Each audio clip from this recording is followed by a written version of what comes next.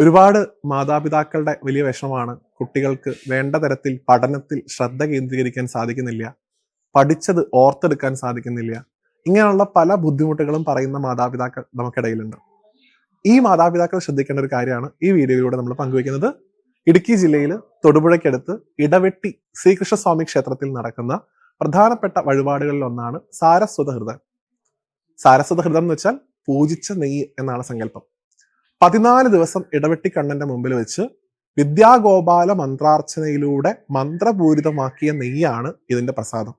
ലോകത്ത് എവിടെ നിന്നും നിങ്ങൾക്ക് ഈ വഴിപാടിന്റെ ഭാഗമാവുന്നതാണ്. ക്ഷേത്രത്തിൽ വിളിച്ച് ഈ വഴിപാട് ബുക്ക് ചെയ്യുന്ന ആളുകൾക്ക് വളരെ ശുദ്ധിയോടുകൂടി വൃത്തിയായി ഈ പ്രസാദം പോസ്റ്റ് വഴി നെയ്യ് അയച്ചു കൊടുക്കുന്നുണ്ട്.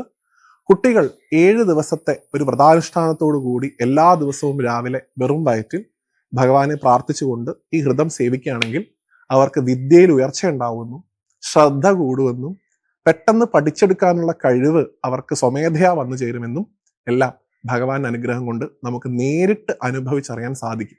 സാരസ്വത ഹൃദം വഴിപാടിൽ പങ്കുചേരാൻ താല്പര്യമുള്ള ഭക്തർക്ക് ക്ഷേത്രത്തിൽ ബന്ധപ്പെടാനുള്ള നമ്പർ ഒപ്പം ചേർക്കുന്നുണ്ട്. നമ്മളുടെ കുട്ടികൾക്ക് ഇടവെട്ടിക്കണ്ണന്റെ അനുഗ്രഹം കൊണ്ട് എല്ലാ തരത്തിലുള്ള വിദ്യാസമ്പത്തും ഉണ്ടാവട്ടെ എന്ന് പ്രാർത്ഥിക്കുന്നു. ജ്യോതിഷ ആധ്യാത്മിക അറിവുകൾ വേഗത്തിൽ അറിയാൻ ഇപ്പോൾ തന്നെ ജ്യോതിഷ വാർത്ത സബ്സ്ക്രൈബ് ചെയ്യൂ.